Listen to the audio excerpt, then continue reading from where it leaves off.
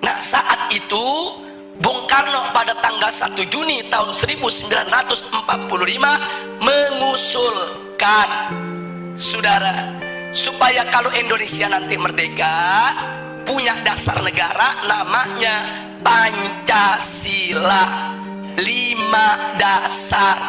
Sila pertama, Bung Karno mengusulkan peri kemanusiaan, kemudian peri kebangsaan, sedangkan peri ketuhanan diletakkan di sila yang kelima, sila terakhir. Ini ditolak oleh ulama, saudara. Kiai Haji Wahid Hasyim menolak, Kiai Haji Abdul Qahar Mudzakkir menolak, Kiai Haji Agus Salim menolak. Kenapa mereka menolak?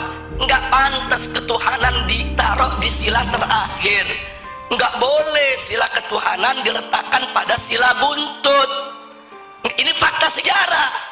Karena itu para ulama kita berjuang dalam forum BPPKI supaya ketuhanan naik menjadi sila yang pertama. Lalu setelah terjadi perdebatan sengit, pada tanggal 22 Juni 1945 disepakati oleh NU, Muhammadiyah, Sarekat Islam, oleh Bung Karno, Bung Hatta, Bung Yamin, semua sepakat. Apa yang mereka sepakati, saudara? Bahwa Pancasila, satu, ketuhanan dengan kewajiban menjalankan syariat Islam bagi pemeluk-pemeluknya. Dua, kemanusiaan yang adil dan beradab. Tiga, persatuan Indonesia. Empat, kerakyatan yang dipimpin oleh hikmat kebijaksanaan dalam permusyawaratan perwakilan. Lima, keadilan sosial bagi seluruh rakyat Indonesia. Ini sepakat, Bung Karno ikut tanda tangan, saudara. Jadi artinya mereka sepakat. Ini kan 22 Juni belum merdeka nih kita nih. 22 Juni 1945 ini sebelum merdeka. Jadi semua sepakat kalau nanti kita merdeka, inilah dasar negara kita. Nah, itu disebut konsensus nasional.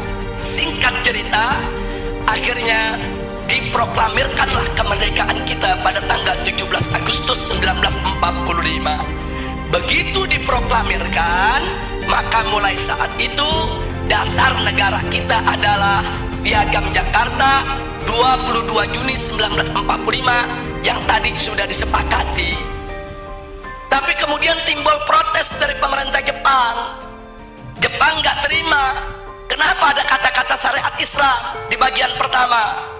Alasan Jepang, orang-orang Kristen di Indonesia Timur protes.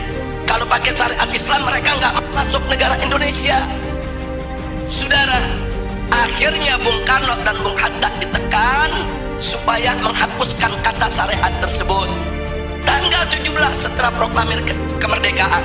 Nah, akhirnya Bung Karno dan Bung Hatta menggelar sidang PPKI pada tanggal 18 Agustus 1945. Nah, dalam sidang tersebut Kiai Haji Wahid Hasyim tidak hadir karena sudah perjalanan pulang dari Jakarta ke Surabaya. Kiai Haji Abdul Qahar Mudzakkir dari Muhammadiyah tidak diundang. Nah, kemudian Kiai Haji Agus Salim dari Sarekat Islam tidak diundang.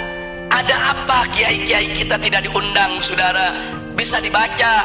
Kalau kiai-kiai kita diundang, mereka nggak bakal setuju syariat Islam dihapus, saudara. Makanya supaya ini lolos, ini goal, kiainya nggak usah diundang, saudara. Jadi marginalisasi ulama itu udah mulai terjadi semenjak kita kemerdekaan, saudara. Disingkirkan ulama kita. Nah, akhirnya begitu digelar sidang, yang hanya 2 jam sidangnya. Sidangnya cuma 2 jam, terburu-buru. Kemudian sila pertama Pancasila diganti. Diganti dengan apa? Ketuhanan. Itu aja, saudara. Sedangkan kalimat dengan kewajiban menjalankan syariat Islam bagi pengikutnya itu dicoret, saudara.